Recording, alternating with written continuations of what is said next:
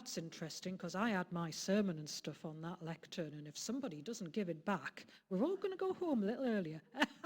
Read for us our passage for today. Ooh. When Jesus had again crossed over by boat to the other side of the lake, a large crowd gathered around him while he was by the lake. Then one of the synagogue leaders, named Jairus, came, and when he saw Jesus, he fell at his feet. He pleaded earnestly with him, "My little daughter is dying. Please come and put your hands on her so that she will be healed and live." So Jesus went with him. A large crowd followed and pressed around him. And a woman was there who had been subject to bleeding for 12 years. She had suffered a great deal under the care of many doctors and had spent all she had, yet instead of getting better she grew worse. When she heard about Jesus, she came up behind him in the crowd and touched his cloak, because she thought, "If I just touch his clothes, I will be healed." Immediately her bleeding stopped and she felt in her body that she was freed from her suffering. At once Jesus realized that power had gone out from him. He turned around in the crowd and asked, "Who touched my clothes?" "You see the people crowding against you," his disciples answered, "and yet you can ask, 'Who touched me?'" But Jesus kept looking around to see who had done it. Then the woman, knowing what had happened to her, came and fell at his feet and, trembling with fear, told him the whole truth. He said to her, "Daughter, your faith has healed you. Go in peace and be freed from your suffering." While Jesus was still speaking, some people came from the house of Jairus, the synagogue leader. "Your daughter is dead," they said. "Why bother the teacher anymore?" Overhearing what they said, Jesus told him, "Don't be afraid, just believe." He did not let anyone follow him except Peter, James, and John the brother of James. When they came to the home of the synagogue leader, Jesus saw a commotion, with people crying and wailing loudly. He went in and said to them, "Why all this commotion and wailing? The child is not dead but asleep." But they laughed at him. After he put them all out, he took the child's father and mother and the disciples who were with him, and went in where the child was. He took her by the hand and said to her, "Talitha koum," which means, "Little girl, I say to you, get up."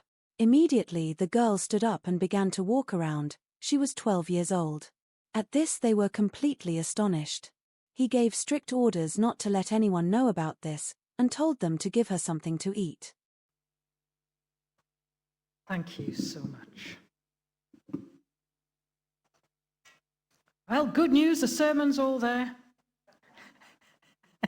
Yeah, they say you might not be thinking that when the next end of the morning. So, if you ask my husband, which I sometimes do, he will tell you that often when I'm telling a story, I can go off at a tangent. I'm really quite pleased that this story has now been read for us twice. Read for us by Debbie and told to us so beautifully by Jenny as well. Because I go off at tangents. In order to tell my story properly, I feel the need to explain some background or some detail, and that sends me off onto another story, and then eventually I'll get back to the first one, but occasionally I just forget where I started and why I embarked upon that story in the first place. And Paul, my husband, will say to me, "Oh, she's gone down another of her rabbit holes." It's a good job I do a bit of preparation when I'm preaching. You could be here for days. It's a good job that I've got my notes. If I didn't have my notes, it would be longer, I promise you, not shorter. Of course, life can be a bit like that as well, can't it? John Lennon sang, "Life is what happens to you while you're busy making other plans." We can be busy doing one thing and then another thing comes up and it diverts us from the first. And then you find yourself thinking, now what was I doing before the phone rang? Anybody? Yeah, I'm getting some nods. I think it's just my age, but it's just our age, isn't it? Yes. Sometimes the things which come up simply distract us for a time, and then we get back to them.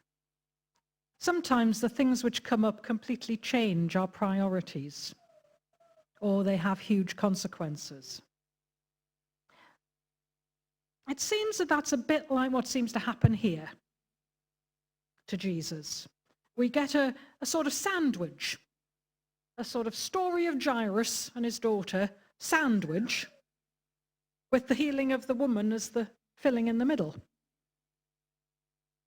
Jesus is accosted by Jairus. He pleads with him to heal his daughter, and then while he's on his way to their home, he's diverted by this woman who also needs healing.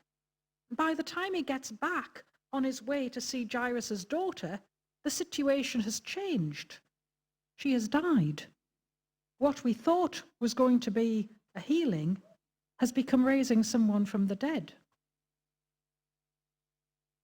What I really like about these two encounters, these two people that Jesus met, is that the way Mark tells the stories rather invites us to look at them together. Initially, when I looked at the list of passages that had been suggested for our sermons this year on people Jesus met, the story was the one of the woman, the healing of the anonymous woman. But I sort of thought, well, yes, you can take that story, but there's so much more to this when you look at the two stories together. And that's what Mark seems to invite us to do in the way that, he explains these two stories together, almost in a sandwich. It's a bit like that classic exam question.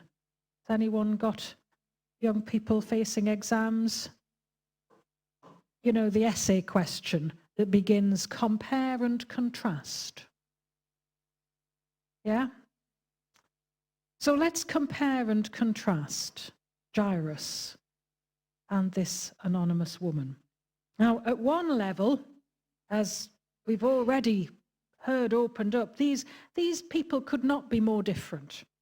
Jairus, we're told, was a ruler of the synagogue. Well, what did that exactly mean? Well, in simple terms, it means Jairus was a bit like the church secretary. He was the cathedrum of the local synagogue. He was the one who made sure everything got done.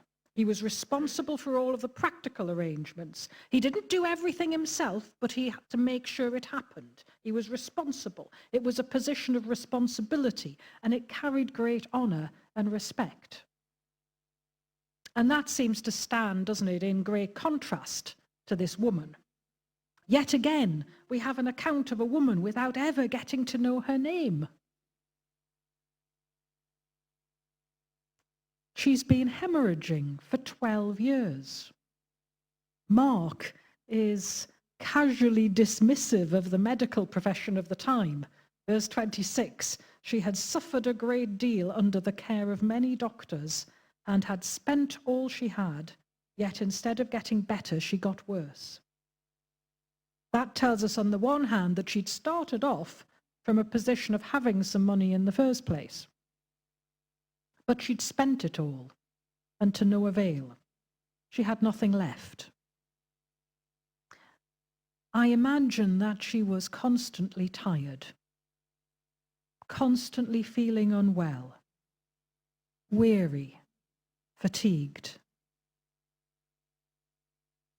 But more than that draining, debilitating condition, there was also the condition that the society she lived in had imposed upon her. Her condition meant that she was considered unclean. Imagine a situation regarded by everyone as unclean for 12 years, untouchable, not part of society. We don't know how old she was. It struck me, well, had she married and had children and then this had happened? Did this prevent her from interacting normally with her family, with her children, as she would have wanted? Might a husband have divorced her?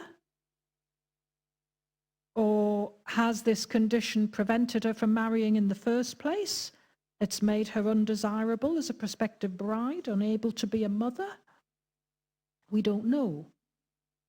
We do know she was without honor without respect or standing in society. So two very contrasting people.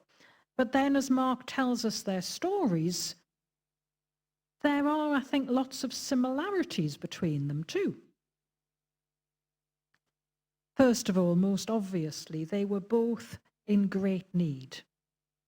They were both, as Jenny used the phrase, they're both at their wits' end. And it strikes me that in coming to Jesus, both are taking a risk. The woman is taking a huge risk. She comes up behind Jesus in the crowd, and to do that, she must have pushed her way through the crowd. No one in that crowd would have been very happy if they knew what her situation was and realized that she had touched them. She would have made them unclean like her.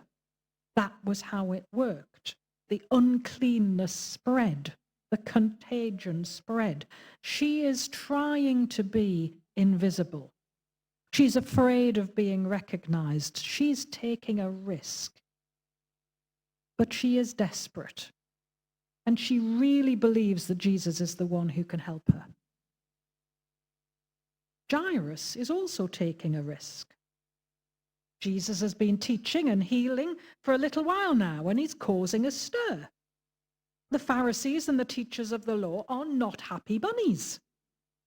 He is not welcome now in many of the synagogues. He's doing a lot of his teaching in the open air. Jairus can't have been ignorant of all of that. He can't have been ignorant of the fact that the Jewish leaders were trying to trip Jesus up and find ways to discredit him. Yet, he comes to Jesus and falls at his feet. He abases himself before Jesus. There's no dignity. There's no pride. There's no standing on ceremony. Jairus is desperate.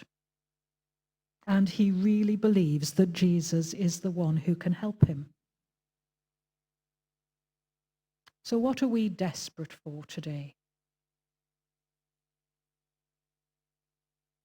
Do we really believe that Jesus is the one who can help us? Hold that thought. It strikes me that waiting plays a big role in this story for each of them. The woman has waited for 12 years. Why has God not healed her before now? It's amazing that she still has any hope, that she makes the effort to come to Jesus now. Waiting is also part of the story for Jairus. He must have had to gather his nerve, as we've said, to approach Jesus, to plead with him. He must have been full of adrenaline, I think, when Jesus agrees to go with him and starts to walk with him towards his home. Suddenly there is hope. Can you imagine how excited he would be? He's trying to hold it together. He's just fallen at Jesus' feet. He's pleaded. He's putting himself out there. And Jesus says, yes, I'll go with you. Can you imagine the feeling of hope and potential? And then there's this interruption. And Jesus stops and he asks who's touched him, which makes no sense because there's a whole mass of bodies crowding against him. And the disciples don't understand that. And Jairus is left waiting. And I imagine him literally almost hopping from foot to foot in his anxiety that Jesus stopped delaying and get going with him again. And he's made to wait. He has to wait. And then he sees people he knows approaching through the crowd, members of his household. I imagine their faces said it all. They don't seem to mince their words. Your daughter is dead. Why bother the teacher anymore? It seems a bit harsh. I don't know, perhaps they are speaking out of their sense of being completely distraught themselves. Or perhaps they thought it was a fool's errand in the first place. Perhaps they didn't believe it could do any good approaching Jesus. I don't know, we're not told. But Jesus tells Jairus, don't be afraid, just believe. Don't be afraid, just believe. Believing, trusting, plays a central part in both these encounters. The woman is told that it's her faith that has healed her. Your faith has healed you, Jesus says. Now, it's clearly Jesus' own power which has healed her. He feels it go out from his own body. But by insisting that she come forward, by encouraging her to master her fear and to tell him the full truth, she receives assurance. She's not only healed, she's set free. Because she has put her faith in him, because she has trusted in him and acted on that trust. And now Jairus is likewise told, just believe. Can you imagine Jairus' emotions? He's geared himself up to approach Jesus. He's had his hopes lifted. Jesus has accompanied him. And then his hopes are dashed by the news that his daughter's died. It's seemingly too late. And Jesus is somehow still holding out hope, telling him, keep trusting. Does that resonate with us? Keep trusting. Both these people take a risk. Both these people have to wait. Both exercise trust. And notice the importance of touch in both these stories. The woman desires simply to touch Jesus' cloak. Carol focused on that, didn't she, in our prayers? The one who is untouchable touches and is healed. And when Jesus is faced with the dead body of Jairus' daughter lying on a bed, what does he do? He takes her by the hand. He touches her. With Jesus, the old order of things is turned upside down. Dead bodies were unclean. Bleeding women were unclean. If you touched something unclean, it was infectious. It made you unclean. That was the Jewish understanding made clear in the law of Moses. And we understand that there is some truth in that, isn't there? We've all learned about infection and touching and washing hands. But it went beyond that, didn't it, in this society, to a sense of uncleanness and untouchableness that affected one's whole being, one's whole mental as well as physical health. With Jesus, it works the other way round. Jesus touches what is unclean, and he makes it clean. His touch doesn't infect him. His touch disinfects you. His touch heals and restores and brings life and wholeness and fullness. And finally, notice that little resonance of the 12 years. The 12 years that this woman has been bleeding represents the whole life of this little 12-year-old girl. So here we have two situations, two healings, two stories of two very contrasting people, one powerful, respected, honored, the other invisible, nameless, without power, unclean, ostracized. But two people who both take risks, who are both asked to wait, and who both exercise huge trust in Jesus, and who both experience the power of his touch. I'd like us to take a little bit of time this morning to respond using our imagination, to put ourselves into this picture and to see what God would want to do for us today. So can I ask you to close your eyes?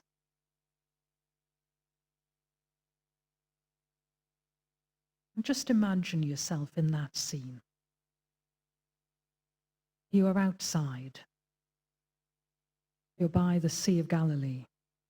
It's a hot day. The warmth of the sun is on you.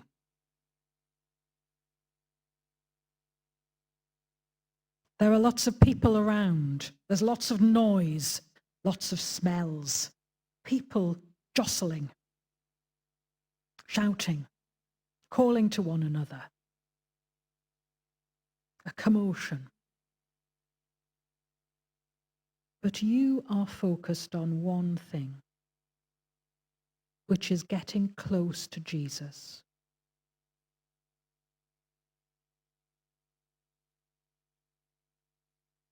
In your imagination, push through the crowd until you are behind Jesus.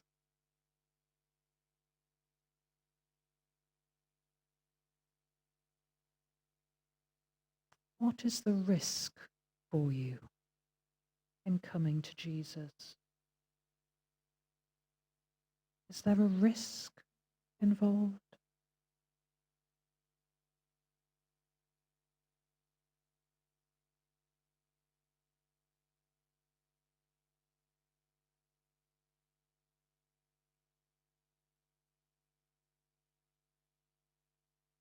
And Jesus turns round and he looks at you. And you can feel that he sees the real you. And his gaze on you is completely loving. Completely loving.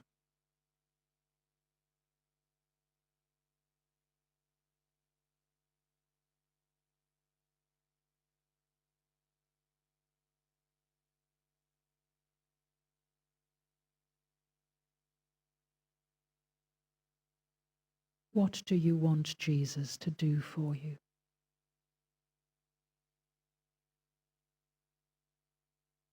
What have you been waiting a long time for?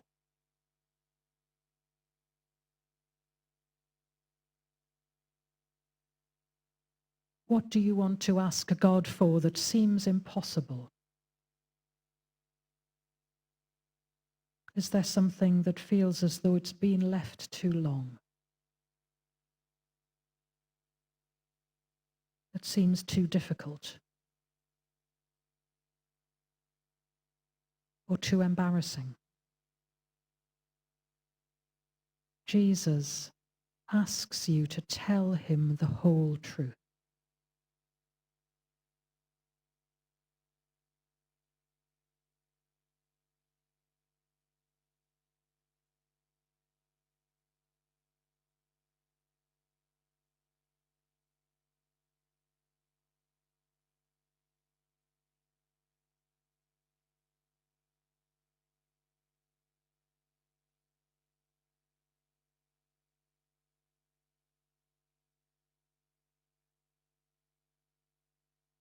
Now, what does Jesus say to you? What can you trust him for?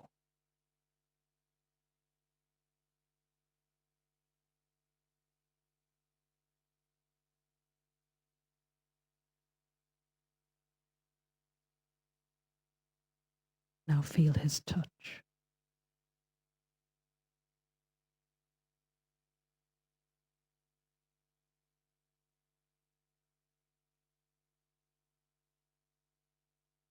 like to read to you some of Paul's words from Ephesians chapter 3.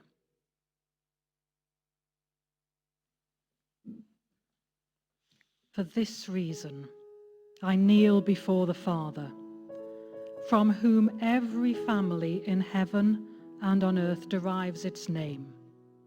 I pray that out of his glorious riches he may strengthen you with power through his Spirit in your inner being, so that Christ may dwell in your hearts through faith. And I pray that you, being rooted and established in love, may have power, together with all the Lord's holy people, to grasp how wide and long and high and deep is the love of Christ, and to know this love that surpasses knowledge, that you may be filled to the measure of all of the fullness of God. Now, to him who's able to do immeasurably more than all we can ask or imagine, according to his power that is at work within us, to him be glory in the church and in Christ Jesus throughout all generations, forever and ever.